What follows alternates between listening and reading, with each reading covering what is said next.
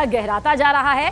दरअसल इस बीच social media पर नया नाम बहुत तेजी से चर्चा में है। चर्चा है कि पूर्व राजा ज्ञानेंद्र शाह के पोते हरेंद्र सिंह को नेपाल की सत्ता की बागडोर मिल सकती है। हालांकि इस बीच नेपाल में जारी हिंसा ने हालात को और गंभीर कर दिया है। अब तक 34 लोगों की जान जा चुकी है और 1338 से ज्यादा लोग इसमें जख्मी भी हुए हैं। वहीं हालात पर काबू पाने के लिए काठमांडू, ललितपुर और भक्तापुर जिलों में कर्फ्यू तक लगा दिया गया है। इन हालातों के बीच राष्ट्रीय स्वतंत्र पार्टी ने यह स्पष्ट किया कि वो किसी अंतरिम सरकार में शामिल नहीं होगी। पार्टी का कहना है कि सत्ता परिवर्तन नहीं बल्कि जनता की आवाज और जेन ज़ी आंदोलन की मांगे ही नेपाल की राजनीति का रास्ता तय करेंगी। तो नेपाल में अंतरिम सरकार के नेतृत्व को लेकर बड़ा विवाद खड़ा हो गया। जेन ज़ी ने बिजली बोर्ड के पूर्व प्रमुख कुलमान घिसिंग का नाम सामने आगे बढ़ाया है। वहीं 54 वर्षीय घिसिंग को पहले ओली सरकार ने बर्खास्त किया था, लेकिन उनके नाम पर सहमति नहीं बन पा रही है। वहीं सेना मुख्यालय के बाहर युवा गुटों के बीच में झड़प हो गई। दशकों के सबसे बड़े प्रदर्शनों को नेतृत्व करने वाले अब ये युवा आपस में ही बट गए हैं। प्रधानमंत्री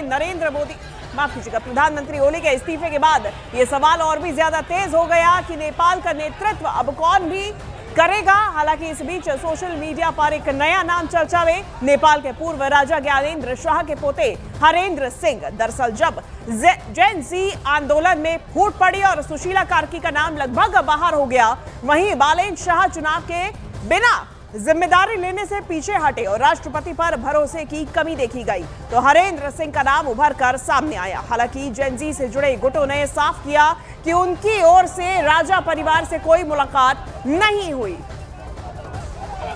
तो देखिए, कुल मिलाकर निष्कर्ष यही है कि नेपाल इस वक्त गहरे संकट में है। हिंसक प्रदर्शनों में मारे गए लोगों के परिजनों ने काठमांडू में इकट्ठा होकर विरोध दर्ज करवाया और न्याय की मांग की। 34 लोगों की मौत और 1368 से ज्यादा लोगों के घायल होने के बाद राजधानी सेना के कब्जे में इस वक्त है और ऐसे में पीड़ित परिवारों ने कैंडल मार्च भी निकाला है। तस्वीरें आप देखिए, वहां पर कैंडल मार्च निकाली जा रही है और 34 मौतें अब तक हो चुकी हैं। 1368 लोग घायल हैं, अस्पतालों में इलाज उनका चल रहा है और उन्हीं की याद में यहाँ पर ये कैंडल मार्च देखिए निकाला गया।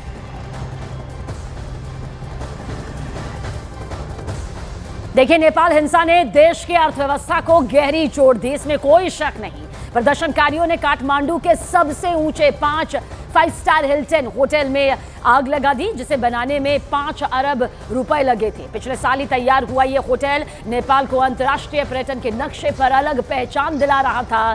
बीमा कंपनियों का अनुमान है कि कुल क्लेम लगभग 31 अरब रुपए तक आ सकता है, जो 2015 के भूकंप के नुकसान से 3 गुना ज्यादा है। विशेषज्ञों का कहना है कि ये नेपाल की अर्थव्यवस्था के लिए सबसे मुश्किल वक्त है जो इस वक्त नेपाल झेलने के लिए मजबूर भी है, और ये वही 5 स्टार होटल है जो इस वक्त आपको दिखाई दे रहा है। तो नेपाल हिंसा में राजधानी काठमांडू का बानेश्वर पुलिस स्टेशन भी आग के हवाले कर दिया गया। प्रदर्शनकारियों ने यहां से हथियार लूटे, जबकि जब्त गाड़ियां और पुलिस के वाहनों में आग लगा दी। हालात इतने बिगड़े कि सुरक्षा घेरे के बावजूद स्टेशन को पूरी तरह तबाह कर दिया गया। मलबे और राख के बीच में खड़ा ये थाना नेपाल में हिंसा की भयावह तस्वीरें बयां कर रहा है।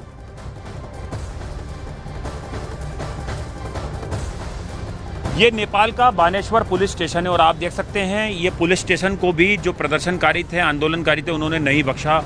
पूरा जो पुलिस स्टेशन है वो जल के राख हो चुका है। ऐसे बहुत सारे पुलिस स्टेशन है जल के राख हो चुके हैं। लोग अपनी शिकायत कहाँ दर्ज कराएं उन्हें नहीं पता है, क्योंकि यहाँ पे कोई सरकारी काम हो ही नहीं रहा है पुलिस का। बहुत सारे पुलिस स्टेशन से जो सरकारी उनके जो वेपन्स थे वो लूट लिए गए। और आप देख सकते हैं ये इमारत देखिए, ये बानेश्वर पुलिस स्टेशन की इमारत है जो पूरी काली नज़र आ रही है इसकी बिल्डिंग, क्योंकि सब कुछ जल के यहाँ पे राख हो चुका है। ये देखिए, एक मंदिर अंदर था यहाँ पर छोटा सा, और देखिए कितनी सारी जो गाड़ियाँ थी, जो सरकारी गाड़ियाँ होती हैं, जो पुलिस जब्त करके यहाँ पे लाती है अलग अलग चालान की या किसी क्राइम से जुड़ी हुई, वो तमाम गाड़ियाँ भी जो हैं इस पुलिस स्टेशन पर रखी हुई हैं। स्थानीय लोगों ने यहाँ पर साफ़ सफाई भी की। हमने देखा कल यहाँ पर साफ़ सफाई का अभियान भी जो है स्थानीय युवाओं ने शुरू किया था कि काठमांडू में अब जो है स्थिति को सुधारा जाए। तस्वीरों में ये देखिए, दिखाएंगे आगे जो अंदर गाड़ियां हैं, ये गाड़ियां भी पूरी तरह से जल के राख हो चुकी हैं। देखिए सारी जो गाड़ियां हैं जल के राख हो चुकी हैं। ये सरकारी गाड़ियां जितनी थी सब कुछ जल गया है। तो अभी अब बहुत वक्त लगेगा नेपाल में जो भी तबाही हुई है उसको वापस पटरी पर लाने में, और जो इमारतों को नुकसान पहुंचा है उसको वापस रिकंस्ट्रक्ट करने में। तो ये तस्वीरें हम आपको दिखा रहे हैं सीधे नेपाल के एक पुलिस स्टेशन की, जिसको कि जो जब उग्र प्रदर्शन हुआ तो इसको भी आग के हवाले कर दिया गया था। कैमरामैन युगल ठाकुर के साथ आनंद तिवारी, न्यूज़ 18 इंडिया, काठमांडू। और नेपाल की राजधानी काठमांडू में परिवहन विभाग की बिल्डिंग भी हिंसा की चपेट में आई। आलीशान महल जैसी ये इमारत जलकर राख हो गई। बाहर खड़ी सैकड़ों गाड़ियां, 4 व्हीलर और बाइक भी पूरी तरह से तबाह हो गई हैं। मलबे और धुएं के बीच खड़ी ये जगह अब सिर्फ हिंसा की भयावह तस्वीर बयां कर रही है। नेपाल के काठमांडू के सड़क विभाग के बाहर हम खड़े हुए हैं और यहाँ की तस्वीर अब मेरे कैमरामैन आपको युगल दिखाएंगे कि यहाँ पर सैकड़ों की तादाद में जो गाड़ियाँ हैं, चाहे आप 2 व्हीलर की बात कर लें या 4 व्हीलर की, सबको आग के हवाले कर दिया गया था। और आप देख सकते हैं तमाम गाड़ियाँ जो हैं वो एक तरीके से पूरी राख हो चुकी हैं, पूरी तरह से जल के। बाइकों का तो बहुत ही बुरा हाल है, आप देख सकते हैं कोई भी पार्ट्स नज़र नहीं आ रहा है, सिर्फ जो स्ट्रक्चर है लोहे का वो हल्का फुल्का नज़र आ रहा है। और ये देखिए कितनी सारी यहाँ पे जो 4 व्हीलर्स हैं वो यहाँ पर खड़ी हुई हैं। पूरी जो बिल्डिंग है उसको जला दिया गया है। हर तरफ जो है काला धुआं के जो निशान हैं आप देख सकते हैं, पूरी बिल्डिंग काली हो चुकी है ये। और ये यहाँ का सड़क विभाग है, काफ़ी बड़ा डिपार्टमेंट ऑफ रोड्स का ये सरकारी दफ्तर था, काफ़ी बड़ा ये दफ्तर था जिसको पूरी तरह से आग के हवाले कर दिया गया है।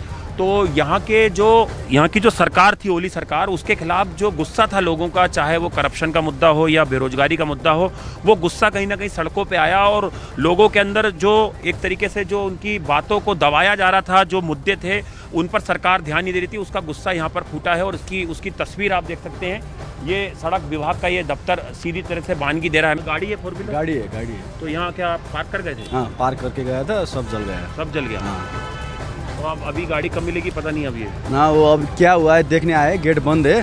ओके, अब बाद में देखेंगे, वो तो अब पता चलेगा। तो देखिए ये तस्वीरें आपको दिखाते हैं। देखिए ये गेट था इसका, और देखिए ये तस्वीरें आप देखिए, ये पूरा ये मलबा जो है यहाँ से गिरा जो है, और वो यहाँ पे ज़मीन पे आकर गिरा है। ये सीधी हम तस्वीरें आपको दिखा रहे हैं, ये सड़क विभाग की जो डिपार्टमेंट ऑफ रोड्स है, गवर्नमेंट ऑफ नेपाल, उसकी ये पूरी सरकारी बिल्डिंग थी जो पूरी तरह से तबाह हो चुकी है। कई महीने, कई साल लग जाएंगे इस तरह की जो बिल्डिंग है, जो तबाह हुई है सरकारी इमारतें, उनको रिस्ट्रक्चर करने में, उनका पुनर्निर्माण करने में। जाहिर तौर पर बहुत सारा पैसे की ज़रूरत भी इस सरकार को पड़ेगी, जो नई सरकार आएगी। जो नेपाल के लोगों का गुस्सा था और उसके बाद जिस तरह से नेपाल जला है, उसकी ये तस्वीर न्यूज़ 18 इंडिया पे आप देख रहे हैं, सीधी तस्वीर मेरे कैमरामैन युगल के साथ, कि हर तरफ केवल यहाँ पर आग और धुएं के जो निशान हैं, तबाही के जो निशान हैं, वो हर तरफ यहाँ पर नज़र आ रहे हैं।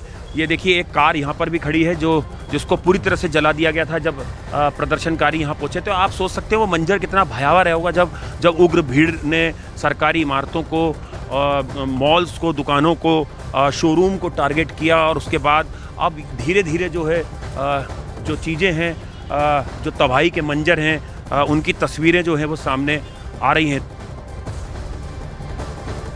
और देखिए इस बीच नेपाल हिंसा का असर अब जेलों तक भी पहुंच गया है। रुपईडीहा बॉर्डर से सटे नेपालगंज के कारागार में बंद कैदियों ने आगजनी की, तोड़फोड़ की, और ये पूरी तस्वीर भी निकलकर सामने आई नेपाल की जमीन से। भागने की कोशिश करते वक्त सेना ने मोर्चा संभालते हुए 2 कैदियों के पैरों में गोली भी मार दी, जिन्हें अस्पताल में भेजा गया। हालात काबू में करने के लिए सेना को हवाई फायरिंग भी करनी पड़ी। जानकारी के मुताबिक नेपाल की अलग अलग जेलों से हजारों कैदी देखिए अब तक फरार हो चुके हैं, जिसके बाद नेपालगंज की जेल में भी उपद्रव भड़क गया। फिलहाल सेना की मौजूदगी में हालात शांत बताए जा रहे हैं। तो नेपाल में जारी हिंसा के बाद बड़ी संख्या में भारतीयों की वापसी हो रही, और ऐसे में रक्सौल के भारत नेपाल मैत्री पुल पर हरैया थाना पुलिस और एसएसबी की टीम ने जांच अभियान चलाया, जहां पर नेपाल से आने वाले हर व्यक्ति के कागजात की गहन जांच की गई। इस दौरान कई नेपाली नागरिक भी भारतीय सीमा में प्रवेश की कोशिश करते हुए पकड़े गए हैं, जिन पर जेल से भागने का आरोप है। वहीं बहराइच बॉर्डर पर 42वीं वाहिनी एसएसबी ने नेपाल से भागे 5 कैदियों को गिरफ्तार किया। इनमें से 4 को नेपाल पुलिस को सौंप दिया गया, जबकि 1 से पूछताछ जारी है। ये 3 तस्वीरें आपके सामने। नेपाल में हजारों कैदी इस वक्त फरार, और वहीं अलग अलग नेपाल इंडो नेपाल बॉर्डर पर अलग अलग जगहों पर सुरक्षा और भी ज्यादा बढ़ा दी गई है। लगातार 2 दिन तक नेपाल में दंगा होने के बाद नेपाल की जेल में बवाल हो गया और कैदियों ने वहां पर आगजनी कर दी, तोड़फोड़ कर दी, जिसके बाद सेना वहां मौजूद थी और उसने फायरिंग की। 2 लोगों को गोली लगी है। मेरे पीछे आप देख सकते हैं ये नेपाल का बॉर्डर है और यहाँ इसी नेपाल के इलाके में जो है आज जो है जेल में फिर हंगामा हुआ है और कैदियों ने वहां से भागने की कोशिश की है। नेपाल की पुलिस भी उस तरफ अलर्ट है पूरी तरीके से, और भारत नेपाल की जो सीमा है यहाँ पर सीमा के इलाके में आप मेरे पीछे इधर देख सकते हैं कि एसएसबी ने यहाँ पर मोर्चा संभाल रखा है और इसी पूरे इलाके में अब इस समय जो है अलर्ट मूड हो गया है।